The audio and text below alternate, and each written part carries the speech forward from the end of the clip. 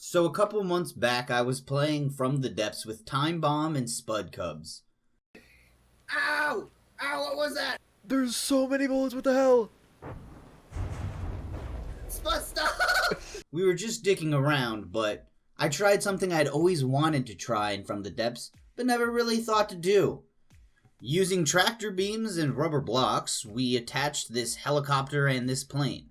Though the results were disastrous at best, it got me thinking, could it be possible to fulton hook other vehicles and lift them away? Or even beyond that, dare I dream it, could we combine vehicles? Well, I decided to start small and start experimenting and rigged up some old blueprints to try to fulton hook each other on them.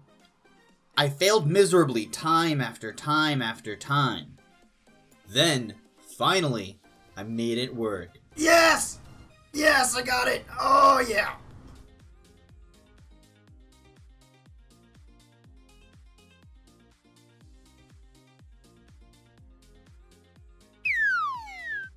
Ah! You fucking kidding me? Now I gotta fake it. But even faking it was proving hard. Ah! Fuck! At this point, I kinda just gave up and added tractor beams to artificially set it up.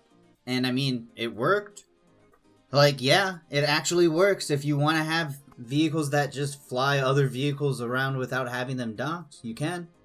Since a hook was proving hard to do and since most of the game takes place in water, I decided to make a net. And then, rather, a cage to see if I could catch a boat in my grasp as I speed along. A fulton cage, if you will. It ended up working beyond my wildest dreams. I mean, look at that shit. Can you believe that? Think about what you could do with that. All sorts of shit. Now, all this got me to thinking. If you could attach ships temporarily to each other, could you do it permanently? Fuck yeah, you can! I took one of my old designs, modified it slightly, and made a little sub-vehicle to fit right on into it.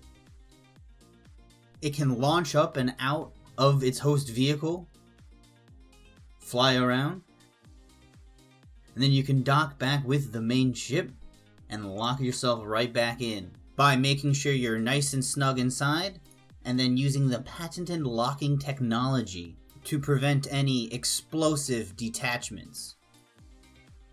But what is the locking system? Well, let's take a closer look at these two vehicles. Notice how, on the one, it has that middle column coming down in an L shape from the spin block. Over here, we have slats that it can fit through. Coming down now, we can see that there's a hollow base 3 levels down. And if we turn the spin block, the sub-vehicle can no longer be pulled off of the host vehicle. I made a cutaway build to better illustrate what I'm talking about. You are going to want to make your lock mechanism completely out of rubber, but as you can see, the green floor blocks cushion us from any down force, the yellow blocks cushion us from any forward or backwards force, and the red blocks will cushion us from any upwards force. But wait, if spin blocks can do all this, does that mean they can make turntables for trains so that trains can turn again? Like I mentioned in my first From the Depths video? Well, the answer is yes. I don't know which update fixed this, but you absolutely can construct a complete loop for your trains to circuit. Now this really got me thinking, what with the locking systems and the trains, and it made me think, could you connect the carts together? Well, you'd need a vehicle that could be attached and separated, right?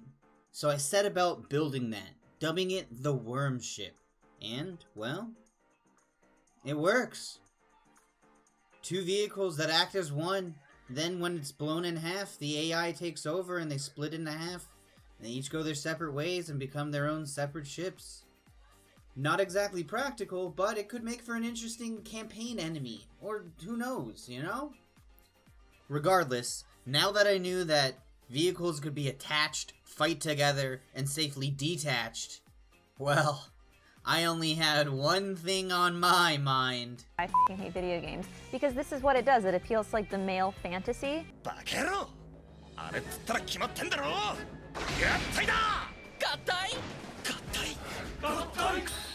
That's right. Combining mecha, Voltron, Power Rangers, Megas XLR even, Gurren Lagann, you name it. It's all fucking possible now. And so I set to work. Now, I wanted my design to be that of kind of like a cargo ship for the torso, and the arms would be a missile destroyer that would have split in two, and the legs would be like tanks or something, I don't know. But I didn't get much further than my proof of concept here, but I learned a lot about making these things. As far as I can tell, it is basically impossible to do the Voltron-esque thing where each limb is comprised of a different vehicle or animal or whatever. At least if you want the vehicle to be able to move around on its own before combining and be fully functional as a limb after combining. This is a direct challenge. If anybody can figure out how to do this, by all means, show me up, please. I'd love to be wrong about this. But as far as I've experienced, trying to make it work is just an exercise in frustration. By building the torso as an actual boat, its default position is horizontal, but it needs to be vertical if it's going to be combining, which necessitates you having to build an elaborate jacking system just to hold it up, because you can't have multiple things docked while other things are docked to that thing. So it's all just really one big mess.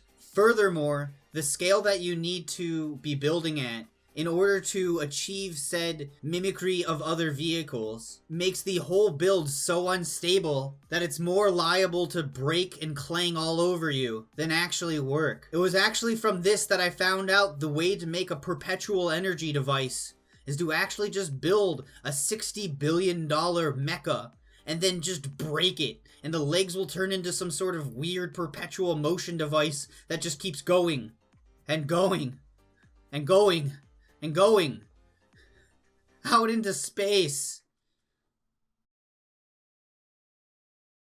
Now, maybe if I had taken the jack out of play rather than outright deleting it, it might not have freaked out this bad, but at this point I think this build is just too fucked to be able to be recoverable. Trying to get this to work just took too much of my time, so I just decided to start again, start new, and start smaller. Like me. Quickly making this little guy over the course of 2 short streams over the holidays, I proved myself right again. You can make combining mecha. You just have to do it within some constraints. You see, with this boy, his arms are separate vehicles. You dock them in like so, and they fit snugly in, just like sliding in. The command center that these chairs go into is set up nicely with monitors for everybody to see all sorts of different angles. The left arm is a giant gun that fires armor-piercing heat rounds. And the right arm is a plasma sword that also fires a fairly damaging and fairly accurate cannon. The main vehicle body provides resources like ammo and batteries to both arms, and so long as you don't try to look behind you or do anything crazy like that on a snap, both arms are fairly safe to use. Honestly, I'm pretty proud of this guy. It's pretty cool to watch this thing in action. I especially like that you can actually watch the gunner score a hit on his own little targeting screen. My only regret, though, is just how unstable the left arm is. It was the first one I made, so I learned how to make them by making them wrong first. Even still, it's more than capable in combat. There may be some jiggling, and some blocks might be destroyed, but overall the other vehicles should keep them repaired and up to snuff. And honestly, I just think that's a flaw of how I built this one. I'm sure if I took a third crack at it, I could make an even better mech. I'll be putting all 3 of the vehicles required to build this mech up on the Steam Workshop, but my thirst for experimentation did not actually end up ending there with that mech. Inspired by Gurren Lagann and how the helmet just kind of pops in on it, I wondered if you could sub-vehicle spawn in armor for vehicles. Well, sure enough you can. And it's really, really effective too. Nothing can resist my nuclear bonsai blade. But yeah, you could totally just combine vehicles and then spawn in extra armor that fits around you and snaps you in even harder. The possibilities are really endless. And finally, I found one more use for these rubber locks and whatnot. Tasked by Spud Cubs with spicing up a secret project he's working on, I devised 3 new methods of launching from locked positions. Some nice fold-away locks, like with a space shuttle. A lowering crane arm for the boat. And yes, oh yes, I finally figured out how to make those launch rails I wanted to make. And I made a launch rail. Look at all these beauties in action. Ba-boom. Ba-boom. Ba-boom. Oh, it feels so good. Well, everybody, I think with everything we've seen here today, the future of this game is bright with potential and creativity. I'm not lying when I say I can't wait to see what you guys all come up with. As for me, well, I've got this mech here, but it wouldn't be possible if you guys weren't the coolest, most sweet, most caring community out there. Is what I would say if you all weren't a bunch of punks that I was gonna run awesomania all over across. That's why I'm calling out every single one of you out there. By the end of the summer, I want to see a combining vehicle of yours. And I mean all of you, but especially all you creators out there, like you Borderwise and you Spud Cubs, and especially double triple the dev team. Teams of 2 to 5 I want to see. And we'll see just who has the best mech or vehicle that combines in town. And why? We have a giant robot, you have a giant robot. You know it needs to happen. Well, why not? Thanks for watching. Be sure to smash that like button, and if you liked this, be sure to subscribe. Hang in there and don't kill yourself over the holidays, please, and then I'll see you guys next year. In the meantime, you can also catch me either on Twitch or on Twitter, both of which are linked in the description below. Have a happy new year!